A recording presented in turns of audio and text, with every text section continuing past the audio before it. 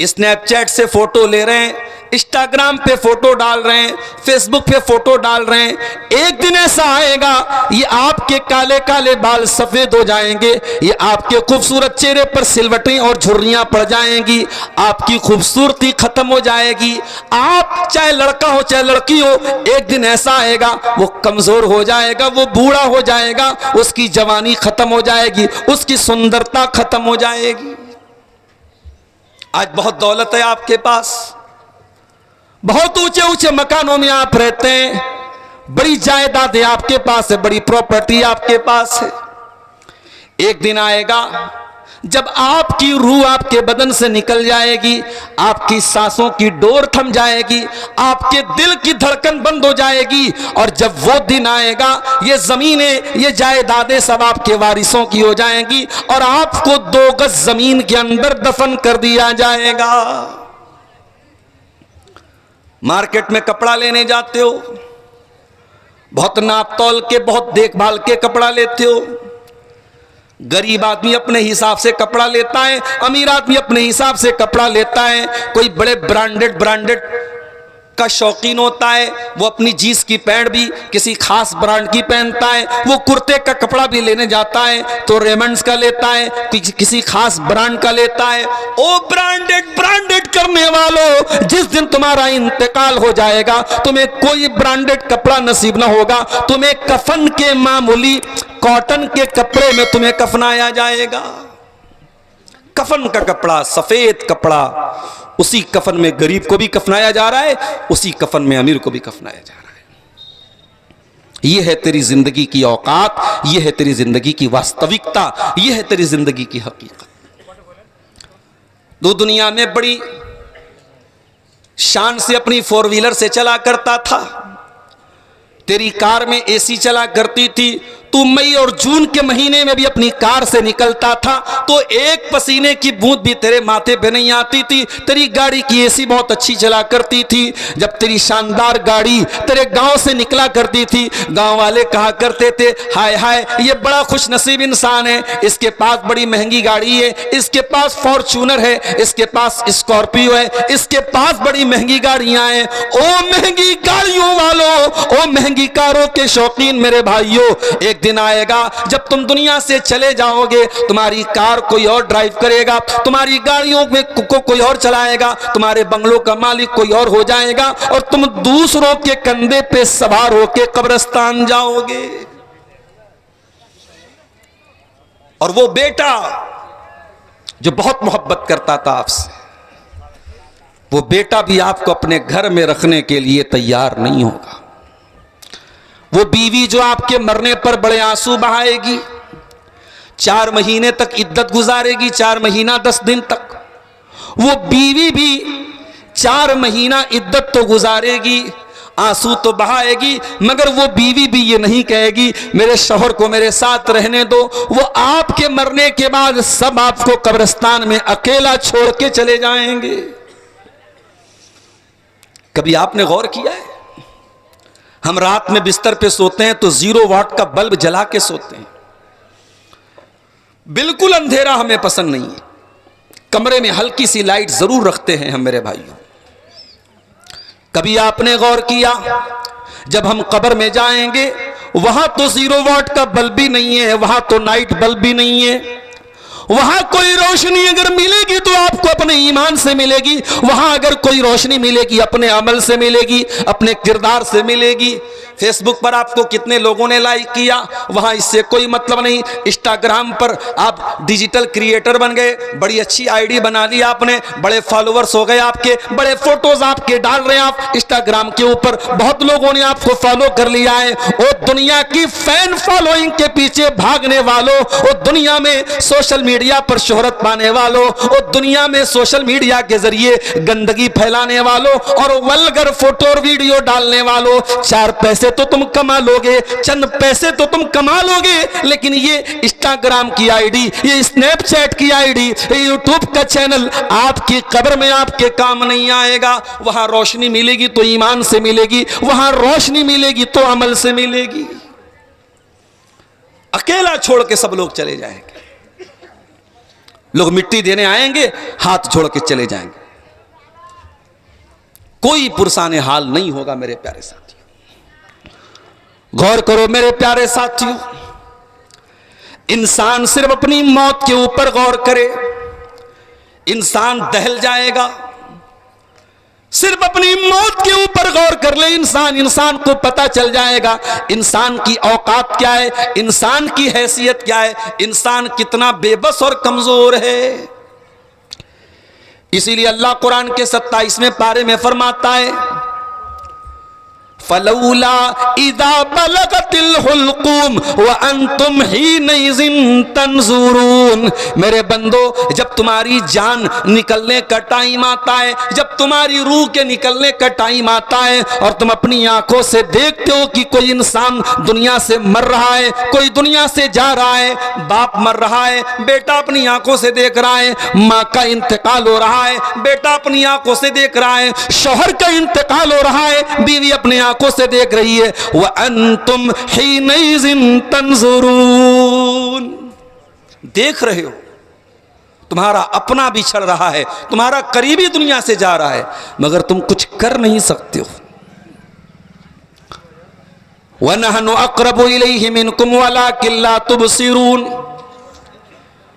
मरने वाला दुनिया से जा रहा है, तुम उसकी चारपाई के पास बैठे हो और तुम्हें यह लगता है कि मेरे बाप का इंतकाल हो रहा है और बाप से सबसे करीब में मैं बैठा हूं, मेरे शौहर का इंतकाल हो रहा है और उससे सबसे करीब में मैं बैठी हूं।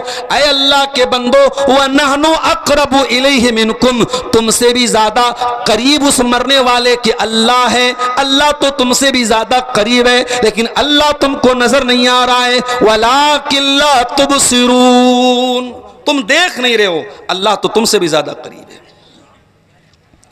फलौला इन कुंतुम गैर मदीनीन तरजिऊनहा इन कुंतुम सादिकीन।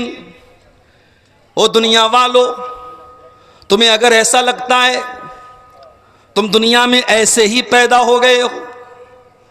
कल मैं इसी झारखंड का एक इलाका है मडरो, वहां एक बहुत बड़ा पार्क है, उसको फॉसिल पार्क बोलते हैं। वहाँ कुछ हमारे साथी लोग थे, उन्होंने कहा मौलाना चलिए आपको फासिल पार्क की सैर करा देते हैं। दोपहर का टाइम था, मैंने कहा चलो भाई खाली है चलते हैं। गए उस पार्क में, तो वहाँ जो है हजारों साल पहले जो पेड़ थे, हजारों साल पहले वो पेड़ पत्थर बन गए। अल्लाह की कुदरत से पेड़ पत्थर बन गए। उसी को इंग्लिश में फॉसिल कहते हैं, हिंदी में उसको जीवाश्म बोलते हैं।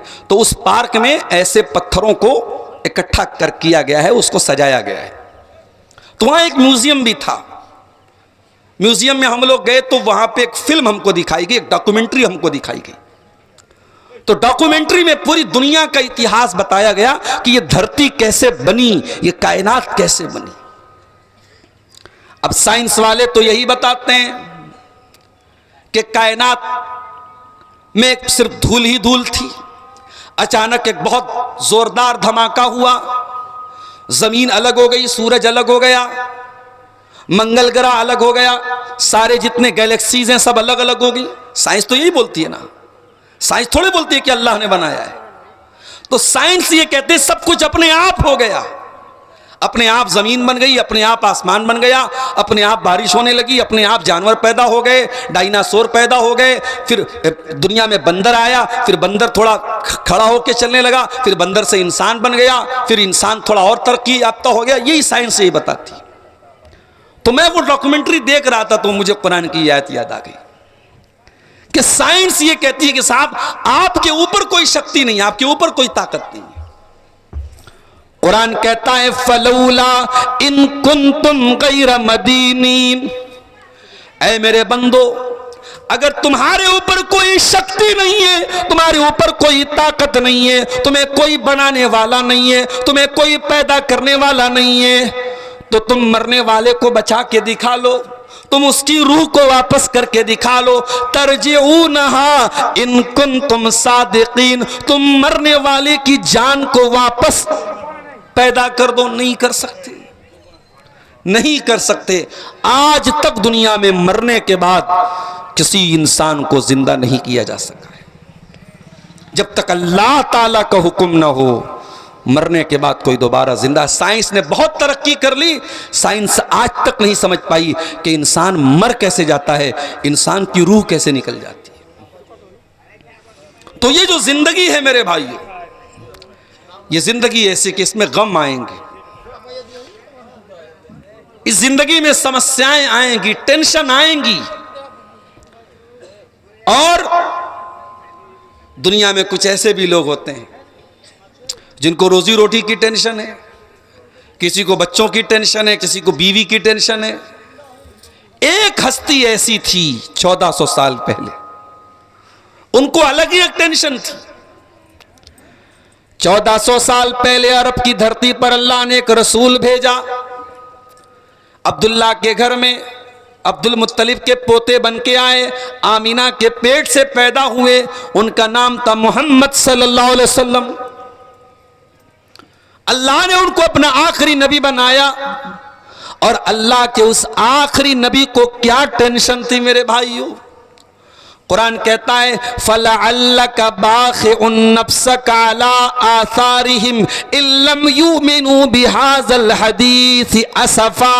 ऐ नबी, दुनिया को कारोबार की टेंशन, दुनिया को रोजी रोटी की टेंशन, दुनिया को बाल बच्चों की टेंशन, और ऐ नबी आपको इस बात की टेंशन कि लोग ईमान कैसे ले आए, लोग हिदायत पर कैसे आ जाएं, लोग इस्लाम कैसे कबूल कर लें, लोग जहन्नम की आग से कैसे बच जाएं। फलअल्लका बाक़िउन नफ्सका अला आसारिहिम। ऐ नबी आपको तो लोगों के ईमान लाने की इतनी टेंशन है कि कहीं आप अपने आप को हलाक न कर दें, कहीं आप अपनी जान खत्म न कर दें, कहीं आपकी मृत्यु न हो जाए, कहीं आपका इंतकाल न हो जाए। उस नबी को एक ही टेंशन थी, अल्लाह के बंदे कैसे अल्लाह के रास्ते पे आ जाएं और कैसे जहन्नम की आग से बच जाएं। बारिश के मौसम में आप देखते होंगे, जब हम लाइट जलाते हैं तो लाइट के आसपास कुछ कीड़े उड़ने लगते हैं, कुछ पतंगे उड़ने लगते हैं। आप जितना भी उनको मना करेंगे, वो कीड़े बार बार उस लाइट के आसपास उड़ते रहेंगे, उड़ते रहेंगे, मरते रहेंगे, उड़ते रहेंगे। अल्लाह के नबी फरमाते हो लोगों, मेरी मिसाल और तुम्हारी मिसाल उस इंसान की तरह है जो आग जलाता है, और जैसे ही आग जलाता है फजाअल फिराशु व हाज़िही दवाबु तक़उ फिन्नार। तो ये जो पतंगे होते हैं, ये जो कीड़े होते हैं, ये बार बार उस आग में जाने लगते हैं। वो इंसान उन्हें रोकने की कोशिश करता है, उन्हें हटाने की कोशिश करता है, वो मगर पतंगे बार बार उसी आग में जाते हैं। ओ लोगों, मैं अल्लाह का आखिरी नबी बन के आया हूँ। अना आखिदुम मैं तुम्हारी कमर पकड़ पकड़ के तुमको जहन्नम की आग से बचाने आया हूं। वह अंतुम तक़तहिमून फीहा, लेकिन फिर भी तुम जहन्नम की आग में जलते चले जा रहे हो। तुम बार बार, मैं तो तुमको जहन्नम की आग से रोकने आया हूं, लेकिन फिर भी तुम जहन्नम की आग में जा रहे हो। अल्लाह के नबी हमें जहन्नम से बचाने के लिए आए थे मेरे साथी।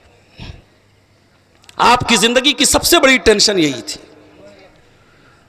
कभी हमारी आंखों से आंसू निकला है अपने नबी के लिए? कभी हम रोए हैं रात में अपने नबी को याद करके? हमारे नबी हमारे लिए रोया करते थे।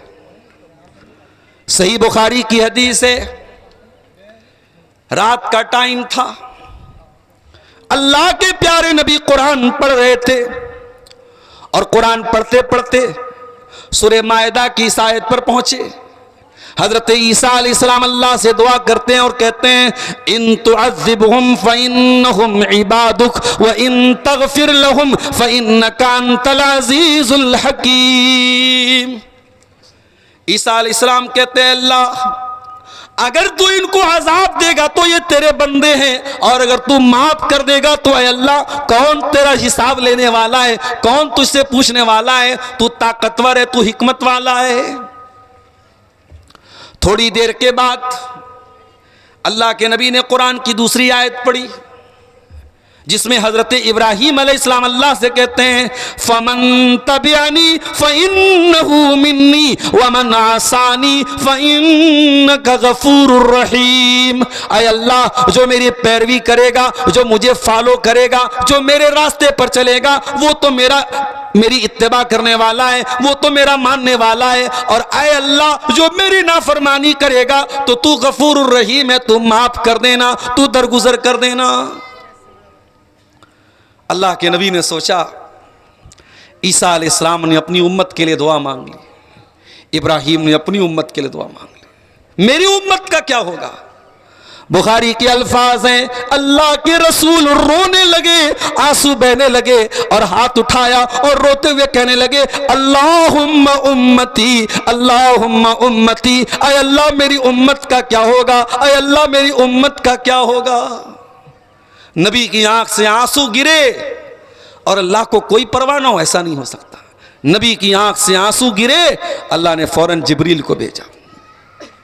ऐ जिब्रील, मुझे तो सब पता है, जाओ नबी से पूछो क्यों रो रहे हैं।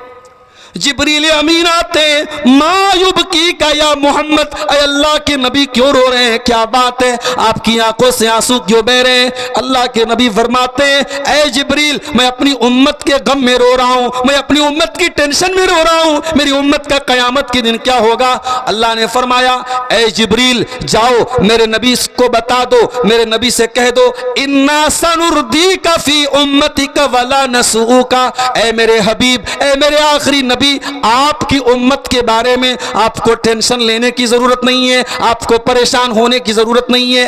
ऐ नबी, हम आपकी उम्मत के बारे में आपको खुश कर देंगे, आप परेशान ना हो।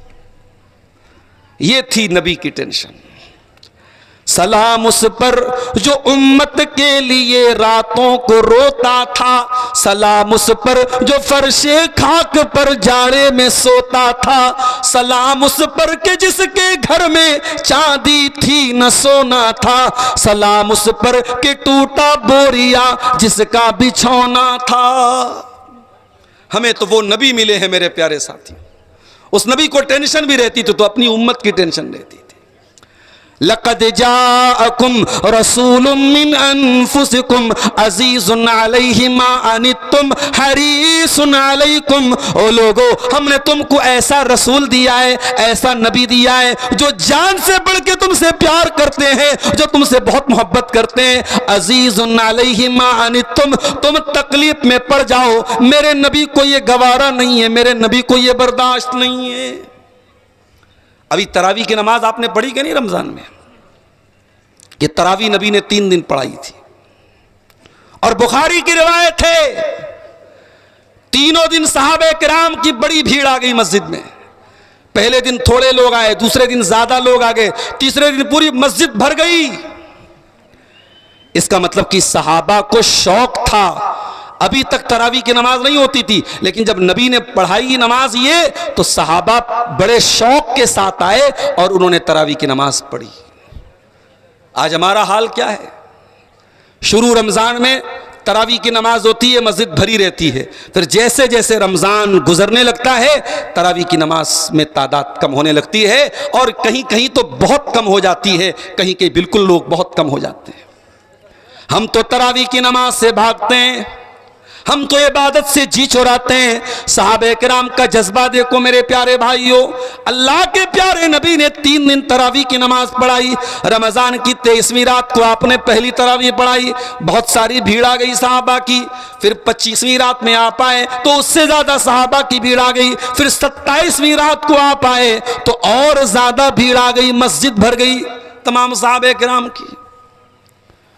चौथी रात में, 29वीं रात में जब अल्लाह के नबी आए तो सहाबा इंतजार करने लगे कि अल्लाह के नबी आएंगे, और अल्लाह के नबी सल्लल्लाहु अलैहि वसल्लम नहीं आए।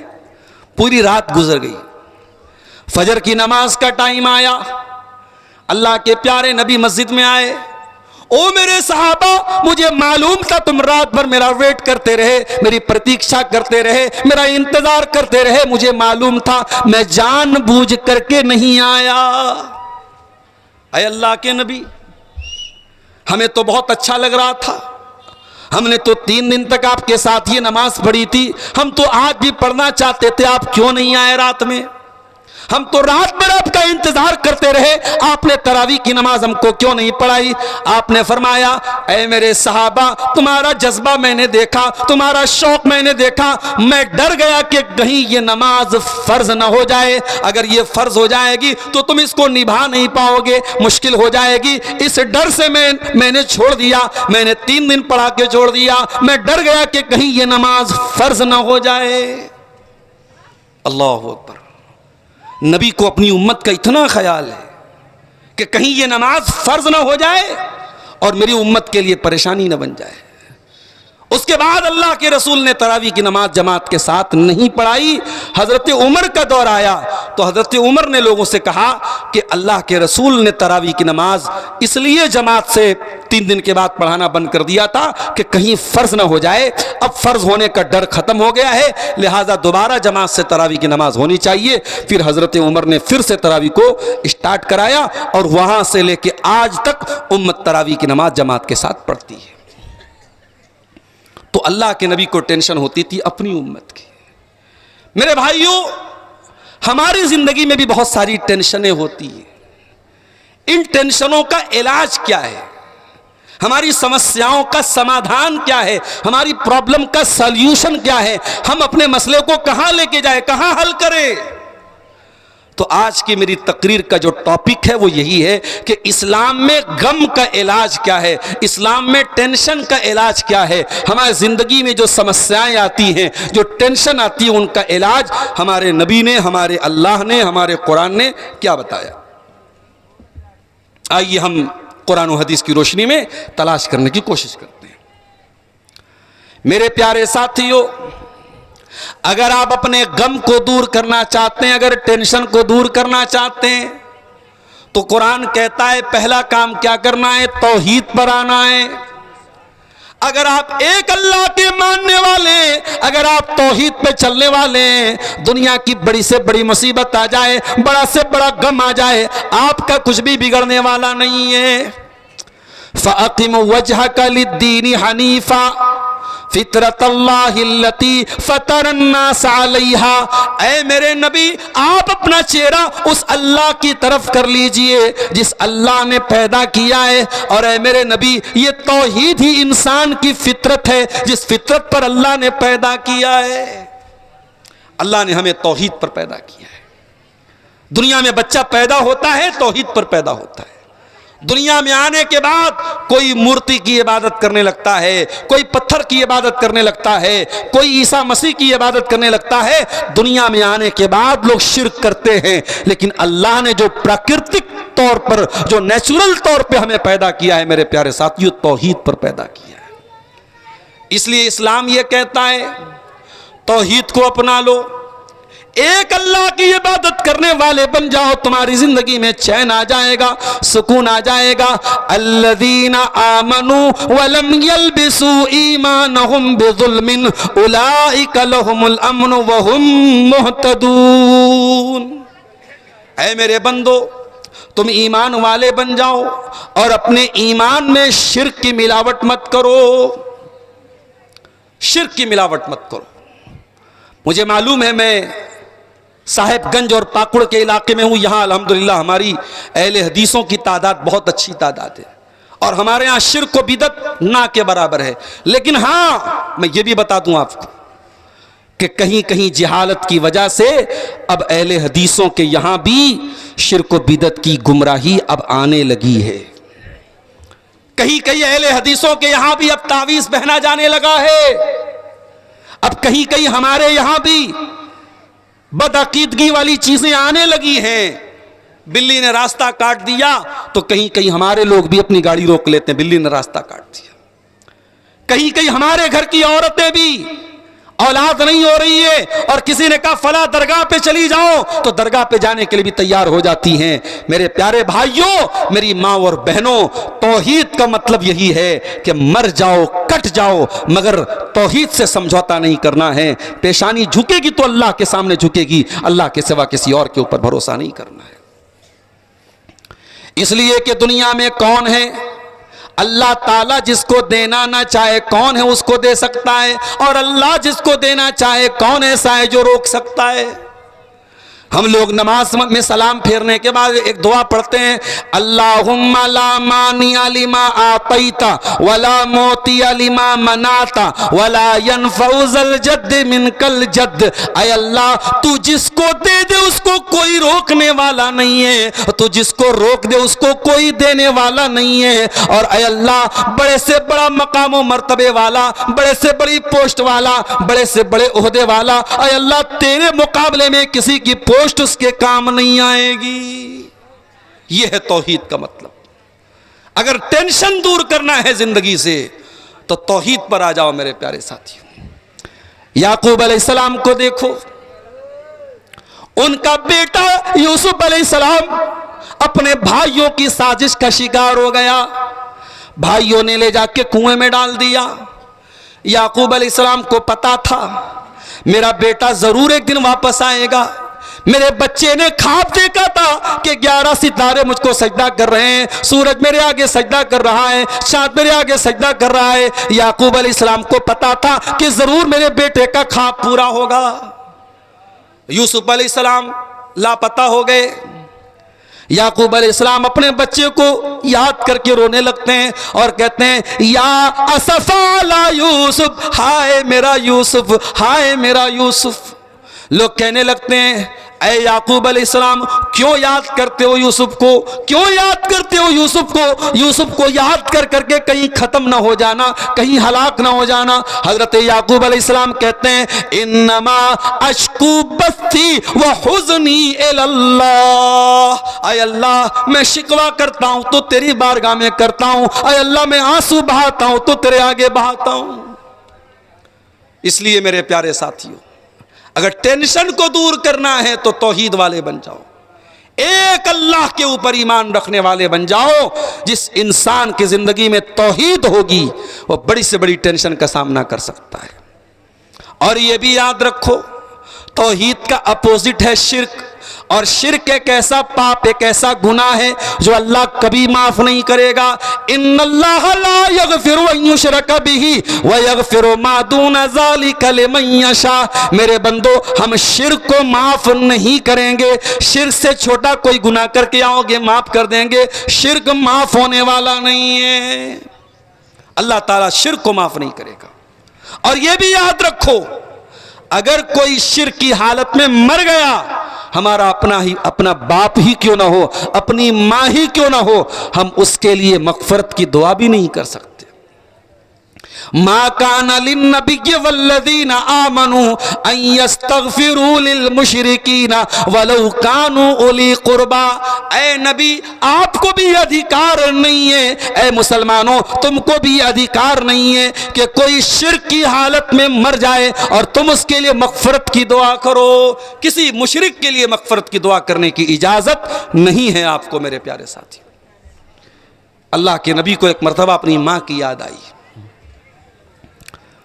आपने मां को 5 साल की उम्र में खो दिया था, 6 साल की उम्र।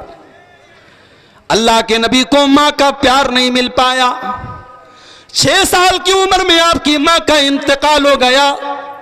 आपने दुनिया को मां का मर्तबा बताया, दुनिया को मां का मकाम बताया, मगर मां की सेवा करने का, मां की खिदमत करने का मौका अल्लाह के नबी को नहीं मिल पाया।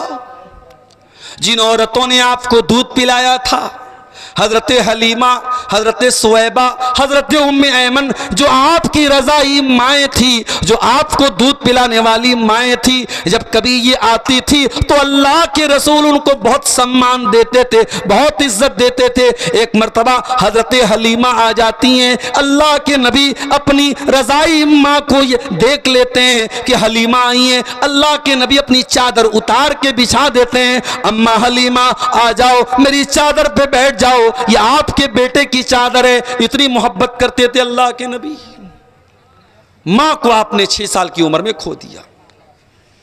अब जाहिर है 6 साल का बच्चा अपनी मां से जुदा हो जाए तो जिंदगी के हर मोड़ पर उसको मां की याद आती है। एक मर्तबा अल्लाह के नबी को अपनी मां की बहुत याद आई। आप साहबे किराम को लेके अपनी माँ की कब्र पे जाते हैं, माँ की कब्र को देखते हैं, माँ की ममता याद आ जाती है, माँ का प्यार याद आ जाता है, माँ का गम याद आ जाता है। अल्लाह के नबी रोने लगते हैं और इतना रोते हैं, हदीस के अल्फाज हैं कि आपके आसपास जितने सहाबा थे अपने नबी को रोता हुआ देख के सारे सहाबा भी रोने लगते हैं। फिर आपने रोते हुए फरमाया, हो लोगो, मैंने अल्लाह से इजाजत मांगी थी कि मैं अपनी माँ की मग़फ़िरत की दुआ करना चाहता हूँ, फलम युज़न ली, अल्लाह ने मुझको इजाज़त नहीं दी, क्योंकि माँ तौहीद पर नहीं थी, माँ अपने बाप दादा के मज़हब पर थी, शिर्क पर थी, इसलिए अल्लाह ने माँ की मग़फ़िरत की दुआ की इजाज़त भी नहीं दी। फिर मैंने अल्लाह से इजाज़त मांगी, अय अल्लाह तू मुझे माँ की कब्र के पास जाने दो। अल्लाह ने मुझे माँ की कब्र पे जाने की इजाज़त दी। इसलिए ऐ लोगों, तुम भी कब्रिस्तान जाया करो, वहां जाने से आखिरत की मौत की याद आती है। ये अल्लाह के रसूल की हदीस है। पता ये चला कि अल्लाह के नबी भी अपनी माँ की मग़फ़िरत की दुआ करने की इजाज़त आपको नहीं मिली। क्यों? क्योंकि अल्लाह ताला के यहाँ शिर्क एक ऐसा पाप है, एक ऐसा गुनाह है जो माफ नहीं किया जाएगा, और शिर्क करने वाला अगर दुनिया से चला गया उसी हालत में तो उसकी मग़फ़िरत की दुआ भी मेरे भाइयों आप नहीं कर सकते। सोचो मेरे प्यारे साथियों, कितनी बड़ी बदनसीबी की बात है, एक इंसान की माँ का इंतकाल हो जाए, एक इंसान के बाप का इंतकाल हो जाए, और वो जब दुआ के लिए हाथ उठाए तो अपने बाप के लिए दुआ न कर पाए, अपनी माँ के लिए दुआ न कर पाए। ये इतना बड़ा गुनाह है मेरे प्यारे साथियों।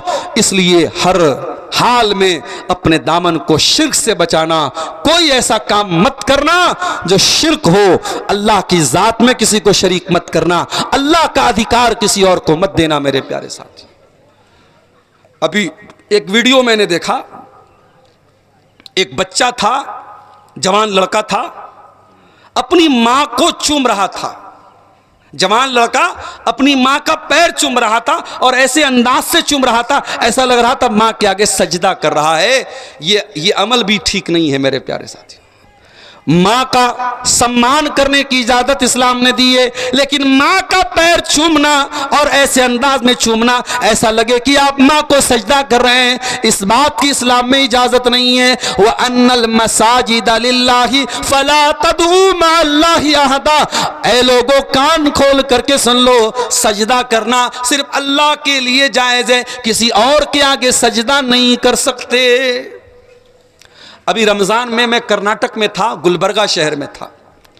वहाँ एक बहुत बड़ी कब्र है, मज़ार है, दरगाह है, उसको बोलते बंदा नवाज।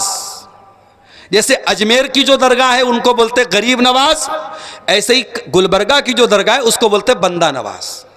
बंदा नवाज का मतलब बंदों को देने वाला। उनका ये अकीदा है कि जो बाबा हैं सबको देते हैं। तो वहाँ जो बंदा नवाज के मानने वाले हैं तो वो अपनी दुकानों का नाम लिखते हैं केबीएन। केबीएन का मतलब क्या है? खाजा बंदा नवाज। तो हमारे अहले हदीस भाई भी तो एक से एक मज़ेदार होते हैं। तो एक अहले हदीस भाई ने कहा कि ये केबीएन का मतलब मालूम है मौलाना? मैंने कहा क्या मतलब है इसका? तो बोले इसका मतलब है कोई भरोसा नहीं। केबीएन, कोई भरोसा नहीं। और जो लोग लिखते केजीएन, तो केजीएन का मतलब कोई गारंटी नहीं। वो तो ये मतलब ले रहा है खाजा गरीब नवाज, मगर हमारे अहले हदीस भाई उसकी फुल फॉर्म क्या बनाए? कोई गारंटी नहीं। अच्छा, कुछ लोग लिखते हैं वाई के जी नहीं, या खाजा गरीब नवाज, तो उसकी उन्होंने क्या बनाया? यकीनन कोई गारंटी नहीं। तो ये है, ये अकीदा हमारा है, अल्लाह तबारक व तआला के सिवा कोई हमारा गरीब नवाज नहीं है, कोई बंदा नवाज नहीं है, कोई दस्तगीर नहीं है मेरे प्यारे साथी। आज उम्मत को कहां लेके चले गए मेरे भाइयों? इन बुजुर्गों की कब्रें बना के उनके ऊपर सजदा किया जा रहा है, चादर चढ़ाई जा रही है, औरतों का रेला लगा हुआ है, औरतों की लाइन लगी है। कान खोल के सुन लो मेरे प्यारे साथियों, दुनिया का सबसे बड़ा पाप शिर्क है। इन्न शिर्क लजुल्मुन अज़ीम। अगर टेंशन से बचना है, अगर गम से बचना है, अगर परेशानी से बचना है, तो सबसे पहले शिर्क से बचना पड़ेगा। अपने दामन को शिर्क से बचाना होगा। तो ये पहली चीज होगी। इस्लाम में गम का इलाज क्या है? तौहीद को अपना लीजिए मेरे प्यारे साथियों। दूसरी चीज, अभी रमजान का महीना गुजरा, कभी आपने गौर किया रमजान हमें क्या सिखाने आया था? माफ करना, हमने रमजान का सही मतलब नहीं समझा। रमजान आया, हमने क्या समझा कि रमजान आ गया, भूखे रहने का महीना आ गया, प्यासे रहने का महीना आ गया, 13-13 घंटे 14-14 घंटे भूखा रहना पड़ेगा।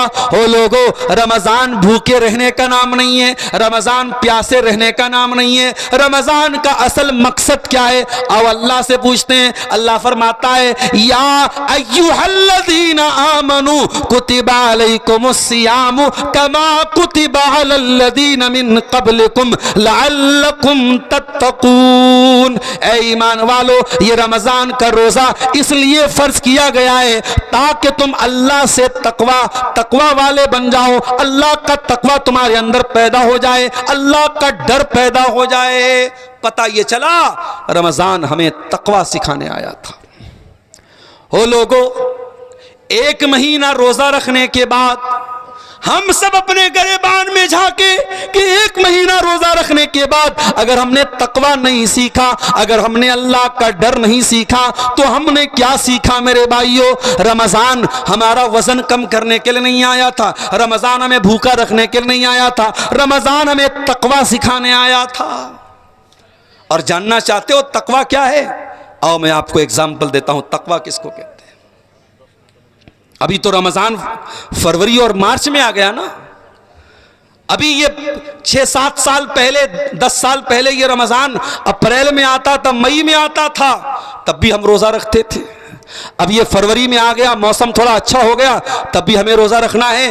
और 2030 में जो रमजान आएगा उसमें 2 बार रमजान आएगा, एक बार जनवरी में आएगा, एक बार दिसंबर में आएगा, तब भी हम रोजा रखेंगे। सर्दी का मौसम रहेगा, आसान रहेगा रोजा रखना, तब भी हम रोजा रखेंगे। अब मान लो गर्मी का रोजा है, गर्मी का मौसम है, और आप रोजे की हालत में आपने ज़ोहर की नमाज पढ़ने के लिए वजू बना रहे हैं आप, और वजू बनाने के लिए आपने कुल्ली करने के लिए पानी मुंह में डाला, पानी मुंह में गया। सुबह 4 बजे आपने सहरी खाई है और तब से आपने पानी नहीं पिया है, बिल्कुल हलक सूख करके कांटा बन चुका है। आपने पानी मुंह में डाला, हलक की डिमांड है कि हमको पानी पिला दो, पानी मुंह के अंदर गया है। अगर पानी थोड़ा सा हलक में गिर जाए तो कोई कैमरा तो नहीं लगा है जो रिकॉर्ड कर ले, कोई देखने वाला तो नहीं है जिसको पता चल जाए। मगर गौर करो मेरे साथियों, एक मुसलमान अपना रोजा नहीं तोड़ता है। गर्मी है, प्यास लग रही है, पानी मुंह के अंदर गया है, 2-4 बूंदे अगर पानी की हलक के अंदर गिरा ले कोई देखने वाला नहीं है, मगर मुसलमान कुल्ली करता है, पानी मुंह में डाल करके बाहर निकाल देता है। इसी का नाम तकवा है मेरे साथियों। जहां कोई देखने वाला ना हो, जहां किसी का कोई डर ना हो, वहां पर अल्लाह का डर हमारे अंदर पैदा हो जाए, इसी का नाम तो तकवा है। और रमजान तकवा सिखाने के लिए आया था मेरे साथियों। हमने रमजान में खाना छोड़ा था रोजे की हालत में, पानी छोड़ा था रोजे की हालत में, बीवी को छोड़ा था रोजे की हालत में। खाना नहीं खाते थे, बीवी के पास नहीं जाते थे, पानी नहीं पीते थे, ये सब चीजें हलाल थी मगर रोजे की हालत में हराम हो गई। पता ये चला कि रोजा रख करके अल्लाह ताला हमें ये सबक सिखा रहा है, ऐ मेरे बंदे, अगर तू 14 घंटे मेरे कहने पर तू खाना छोड़ सकता है, पानी छोड़ सकता है, तो ऐ मेरे बंदे तू हराम चीजों को क्यों नहीं छोड़ सकता है। आज कितने कारोबार हैं हमारे समाज में जो हराम तरीके से हो रहे हैं। मोबाइल बेचने वाला, बजाज फाइनेंस, हमारे यहां आइए 0% इंटरेस्ट पर मोबाइल लीजिए। बेच रहे कि नहीं बेच रहे लोग? और मना करो तो जवाब क्या देते? मौलाना धंधा करना है हमको, हम नहीं बेचेंगे फाइनेंस पर, हमारी दुकान नहीं चलेगी। लोग कैश में नहीं खरीदते हैं, लोग नगद नहीं खरीदते, हमें फाइनेंस पर बेचना हमारी मजबूरी है। हराम को मजबूरी बना लिया आपने। जिस नबी ने कहा था कि सूद का खाना हराम है, सूद का खिलाना हराम है, और सूद की गवाही देना हराम है, और सूद को लिखना हराम है, और तू बैठ करके दुकान पर बजाज फाइनेंस के जरिए, सूद के जरिए तू सामान बेच रहा है।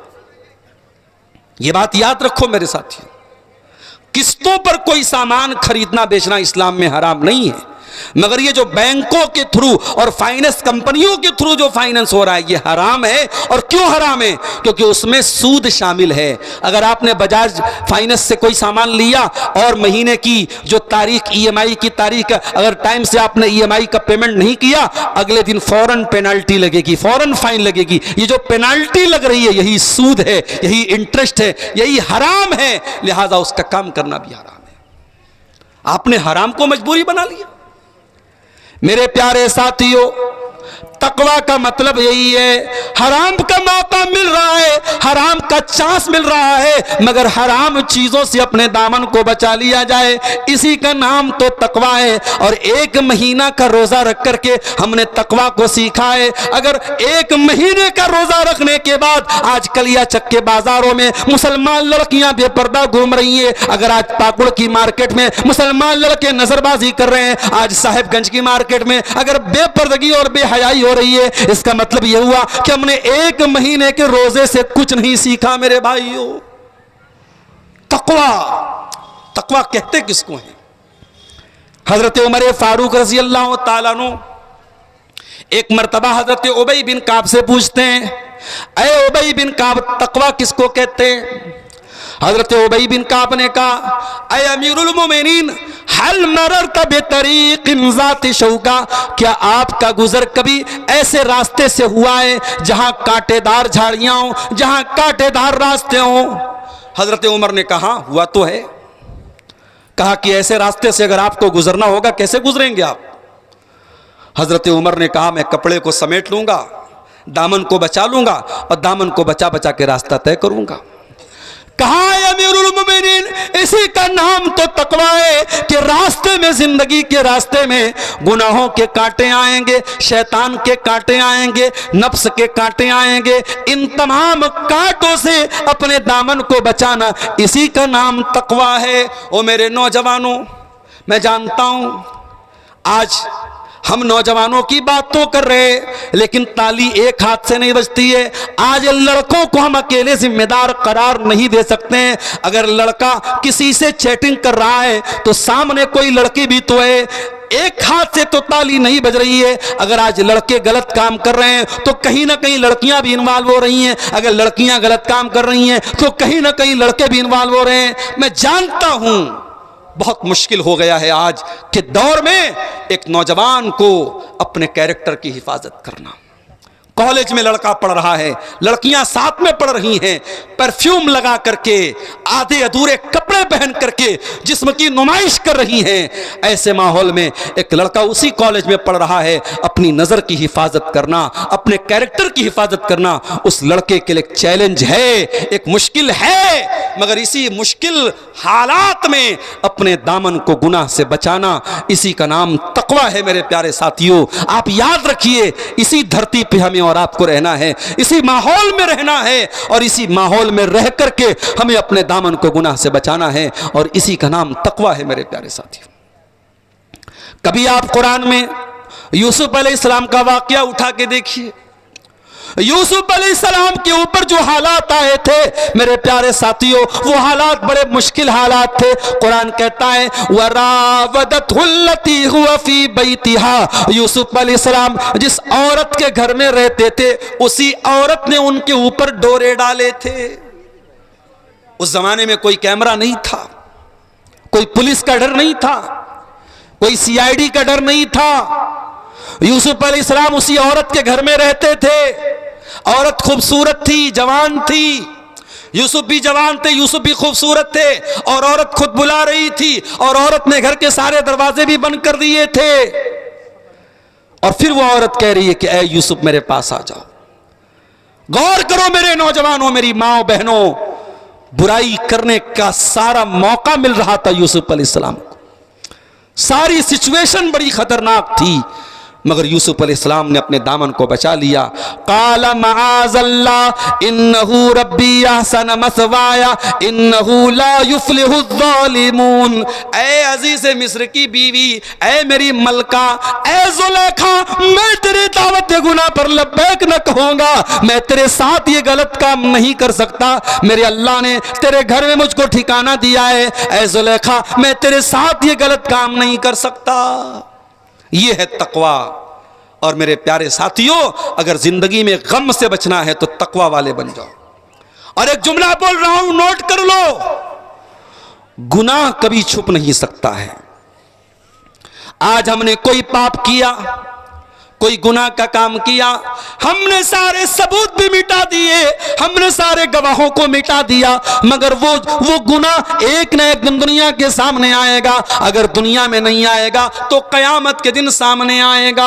वो धरती बोलेगी यौमइज़िन तुहद्दिस अख़बारहा, जिस धरती पर बैठ के हमने गलत काम किया था वो धरती बोलेगी हत्ता इज़ा मा जाऊहा शहीदा अलैहिम समउहुम, हमारा कान बोलेगा, कान से क्या क्या तुम बातें सुनते थे, वह अबसारुहुम, हमारी आंखें बोलेंगी, हमने आंखों से क्या क्या देखा था, और हमारी चमड़ी बोलेगी। अल्लाह ताला कयामत के दिन हमारी आंखों को भी गवाह बनाएगा, हमारे कानों को भी गवाह बनाएगा, हमारे बदन की त्वचा को, हमारी चमड़ी को भी गवाह बनाएगा। इसलिए मेरे भाइयों, गुनाह से वक्ती तौर पे मजा आ जाएगा, गुनाह से वक्ती तौर पे लज्जत मिल जाएगी, मगर गुनाह का असर बहुत भयानक पड़ेगा। गुनाह आपके बीवी बच्चों को परेशानी में डालेगा, आपको परेशानी में डालेगा, आपके कारोबार को परेशानी में डालेगा। इसलिए तकवा वाले बन जाओ, गुनाह से बचने वाले बन जाओ। और जब गुनाह से बचने वाले बन जाओगे तो अल्लाह गारंटी लेता है, वलौ अन्न अहलल कुरा आमनू वत्तक़ौ लफ़तहना अलैहिम बरकातिम मिनस समाई वल अर्दी। ऐ मेरे बंदो, अगर तुम तकवा वाले बन जाओ, तुम अल्लाह से डरने वाले बन जाओ, तो हम जमीन व आसमान की बरकत के दरवाजे खोल देंगे तुम्हारे ऊपर। ऐ बिजनेस करने वालों, ऐ मोबाइल शॉप चलाने वालों, इलेक्ट्रॉनिक सामान चलाने वालों, अल्लाह की कसम, आप हराम तरीकों से पैसा कमाने के चक्कर में न पड़ो। अल्लाह हलाल से इतनी बरकत देगा कि आप सोच भी नहीं सकते। हलाल में अल्लाह बरकत नहीं देता है, बहुत बरकत देता है। हलाल के जरिए भी लोग करोड़पति बने हैं और बनते हैं मेरे साथ। अभी एक आदमी से मेरी मुलाकात हुई, कर्नाटक में, अरबपति आदमी है और हलाल तिजारत है, बेकरी का बहुत बड़ा कारोबार है। अपनी माँ के नाम से उन्होंने मदरसा कायम किया, बाप के नाम से उन्होंने मस्जिद बनाई, बहुत दीन का काम कर रहे हैं मेरे प्यारे साथियों। इसलिए ये बात याद रखिए, अल्लाह हलाल तरीके से भी आपको इतनी रोजी देगा कि आप सोच भी नहीं सकते।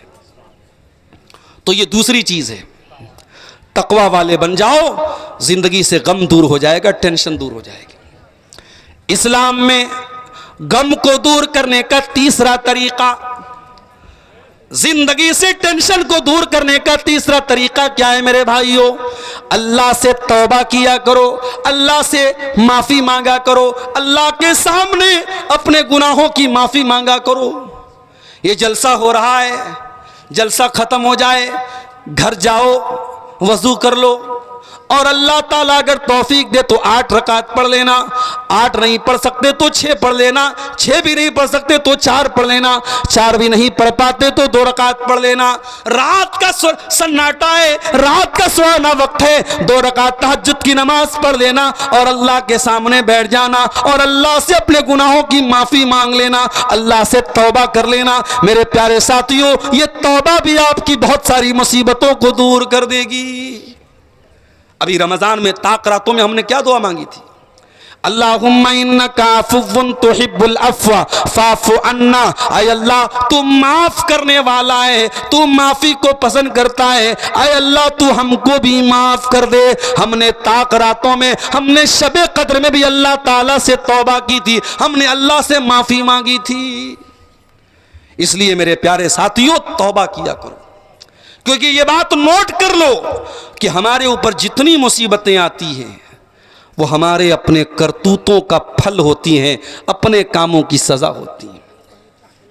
वमा असाबकुम मिन मुसीबतिन फबिमा कसबत अयदीकुम, ऐ मेरे बंदो तुम्हारे ऊपर जो भी मुसीबतें आती हैं वो तुम्हारे अपने करतूत का नतीजा होती हैं, अपने गुनाहों की सजा होती है।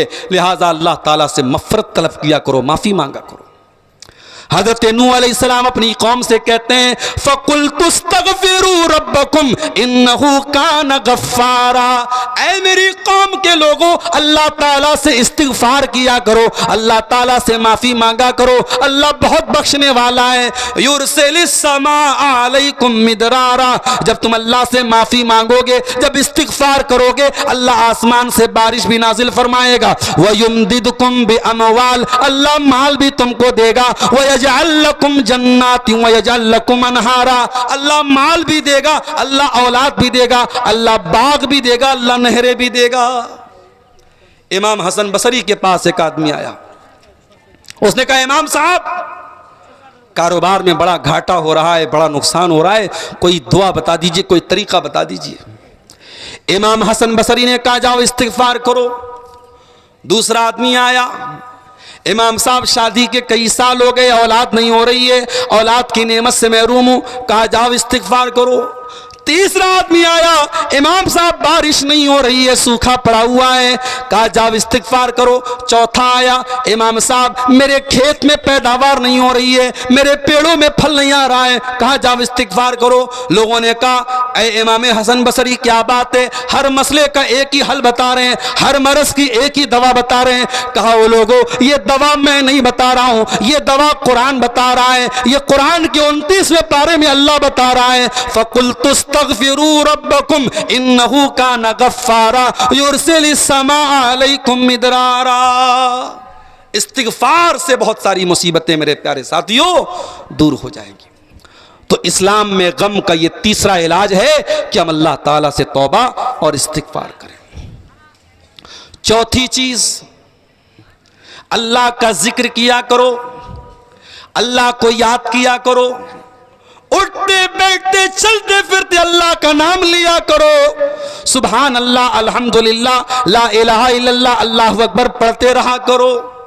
घर में जाओ बिस्मिल्लाह पढ़ के जाओ, घर से बाहर निकलो बिस्मिल्लाह ही तवक्कलतु अलल्लाह पढ़ के निकलो। खाना खाओ तो अल्लाह का नाम लेके खाना खाओ, खाना खाने के बाद अल्लाह का शुक्र अदा करो।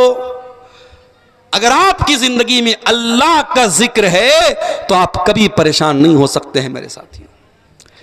अल्लाह के प्यारे नबी फरमाते हैं कि अल्लाह ताला कहता है अना इंदा ज़न्नी अब्दी बी व अना माहू इज़ा ज़करनी, मैं अपने बंदे के साथ होता हूँ, मेरा बंदा जब भी मुझको याद करता है मैं अपने बंदे के साथ होता हूँ। अगर मेरा बंदा अकेले में मुझको याद करता है तो मैं भी अपने नफ्स में उसको याद करता हूँ। अगर मेरा बंदा किसी महफिल में मुझको याद करता है मैं उससे अच्छी महफिल में उसको याद करता हूँ। अगर मेरा बंदा एक बित्ता मेरे करीब आता है मैं एक हाथ उसके करीब आता हूँ। अगर मेरा बंदा एक हाथ मेरे करीब आता है मैं एक गज उसके करीब आता हूं। मेरा बंदा चल के मेरे पास आता है मैं दौड़ के उसके पास आता हूं। अल्लाह बहुत करीम है मेरे प्यारे साथी। ये एहसास अपने अंदर पैदा कर लो कि अल्लाह हमारे साथ है। हिंदुस्तान के मौजूदा हालात और हमारे कौम के जो हालात हैं, हमें ये बात याद रखनी चाहिए कि अगर हमारे दिल में यह एहसास है कि अल्लाह हमारे साथ है तो अल्लाह जरूर हमारी मदद करेगा। मेरे प्यारे साथी, याद करो अल्लाह के नबी जब गारे सौर में थे, अल्लाह के प्यारे नबी जब गारे सौर में थे अपने अबू बकर सिद्दीक के साथ, अपने दोस्त के साथ, कुरान कहता है इल्ला तंसुरुहु फक़द नसरहुल्लाहु इज़ अख़रजहुल्लज़ीना कफ़रू सानी अस्नैनि इज़ हुमा फ़िल ग़ार इज़ यक़ूलु लिसाहिबिही ला तहज़न इन्नल्लाहा माना। याद करो जब मेरा नबी गार में था और मेरे नबी के साथ उनके दोस्त भी थे, और जब उनके दोस्त ने कहा कि ऐ अल्लाह के नबी, ऐ अल्लाह के नबी हमारा क्या होगा, यहाँ तो दुश्मन बिल्कुल करीब आ चुका है, तो अल्लाह के नबी अपने दोस्त से कह रहे थे ला तहज़न इन्नल्लाह माना, अल्लाह हमारे साथ है, अल्लाह हमारे साथ है। अगर आप अल्लाह वाले हैं अल्लाह आपके साथ रहेगा। मेरे प्यारे साथियों, ये अकीदा बना लो, ये सोच बना लो, ये मेंटालिटी बना लो कि अल्लाह हमारे साथ है। ये सोच अगर बन गई तो इंशाअल्लाह कभी मायूस नहीं होगे मेरे प्यारे साथियों। और ये भी याद रखो, अल्लाह के लिए कोई चीज इम्पॉसिबल नहीं है। अभी एक सवाल आया मेरे पास कि हमारे यहां चांद अलग निकलता है, सऊदी अरब में चांद अलग निकलता है। सऊदी अरब में एक दिन पहले ईद होती है, हमारे यहां एक दिन बाद ईद होती है। तो जब हम ताक रातों में जागते हैं तो सऊदी अरब में लोग नहीं जागते हैं, जब वहां जागते हैं तो हम नहीं जागते हैं। तो एक साथ अलग अलग जगह पे ताक रात कैसे हो सकती है? अगर लैलतुल कद्र है तो एक ही टाइम होगी। सऊदी अरब में अलग लैलतुल कद्र और इंडिया में अलग लैलतुल कद्र कैसे होगी? तो मैंने समझाने के लिए एक मिसाल दी। मैंने कहा अच्छा ये बताओ कि अल्लाह के रसूल फरमाते कि जब सूरज डूबता है तो अल्लाह के अर्श के आगे सजदा करता है। यह अल्लाह के नबी की सही हदीस है कि सूरज जब डूबता है तो अल्लाह के अर्श के आगे सजदा करता है। अब जब इंडिया में सूरज डूबा, जब हमारे यहां मगरिब का टाइम हुआ, तो दुनिया में कहीं और फजर का टाइम भी हो गया, वहां सूरज निकल रहा है। कहीं रात भी है, कहीं सुबह भी है। दुनिया में ऐसी टाइमिंग है कि हमारे यहां जब सूरज डूब रहा है तो कहीं निकल रहा है। तो अब इस हदीस का क्या मतलब लेंगे आप? अल्लाह के नबी तो फरमा रहे सूरज जब डूबता है अल्लाह के आगे सजदा करता है। इसका मतलब यह हुआ कि अल्लाह ताला कोई काम कैसे करता है इस पर हमें सवाल उठाने की कोई जरूरत नहीं है। अल्लाह हर चीज पर कादिर है मेरे प्यारे साथियों। अल्लाह कब कैसे क्या मदद कर देगा अपने बंदे की, बंदा सोच भी नहीं सकता है मेरे साथियों। इसलिए मेरे प्यारे साथियों अपनी तौहीद को मजबूत कीजिए। मूसा अलैहिस्सलाम का वाकया सुना के बाद खत्म कर रहा हूं। मूसा अलैहिस्सलाम जा रहे थे अपनी कौम को लेकर के, और पीछे फिरौन आ रहा था लश्कर लेकर के, और सामने दरिया था, समुंदर था, पानी था। कुरान कहता है फलम्मा तरा अल जमानी काला असहाब मूसा इन्ना लमुदरकून।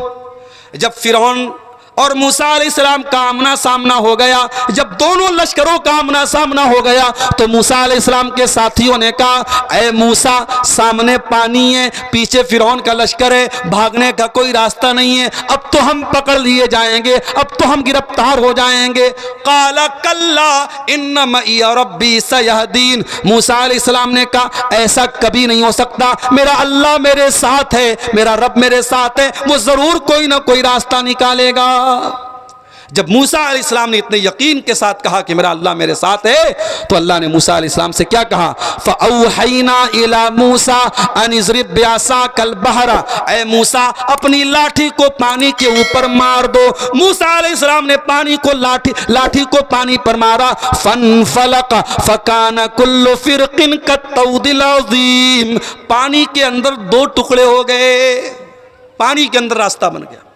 फरक्का का ब्रिज बनने में कई साल लग रहे हैं। आज एक समुंदर के ऊपर एक ब्रिज बनने में करोड़ों की लागत लगती है, और यहां अल्लाह ने एक लाठी के जरिए समंदर में ब्रिज बना दिया, रास्ता बना दिया। दोनों तरफ का पानी रुक गया और उसी रास्ते पर मूसा अलैहिस्सलाम अपने साथियों को लेकर चले गए। मेरे प्यारे साथियों, अगर हमारी जिंदगी में अल्लाह तबारक व तआला की जात पर तवक्कुल होगा, अल्लाह की तौहीद होगी, तो इंशाअल्लाह हमें कोई गम और कोई टेंशन नहीं होगी। मौजू बहुत वसी था, और भी पहलू थे, लेकिन हमारे बुजुर्ग हमारे मोहतरम शेख बदरुद्दोजा साहब तशरीफ ला चुके हैं। मैं अपनी बात को यहीं पर ख़त्म करते हुए अल्लाह से दुआ करता हूँ रब्बुल आलमीन हर गम और हर टेंशन से हम सब की हिफाजत फरमाए। अल्लाह ताला हमें तौहीद पर कायम रखे। मेरे भाइयों, आप हजरात इस मस्जिद के लिए चंद मिनट में आपके सामने बैठा हूं, आप आइए और आगे बढ़ करके कुछ इस मस्जिद के लिए आप ताउन करते हुए जाइए। अल्लाह ताला आप सबके इस नेकी को कबूल फरमाए। मैं बस 5 मिनट आपके सामने बैठा हूं। इस 5 मिनट के अंदर जो मुख्तसर आप अल्लाह की राह में जो भी दान दे सकते हैं, चंदा दे सकते हैं, अल्लाह के इस घर के लिए देते हुए जाएं। अल्लाह ताला आपके सबके ताउन को कबूल फरमाए और इस मस्जिद की तामीर को हम सबको जल्द से जल्द मुकम्मल करने की तौफीक अता फरमाए। आइए आइए, जल्दी आइए।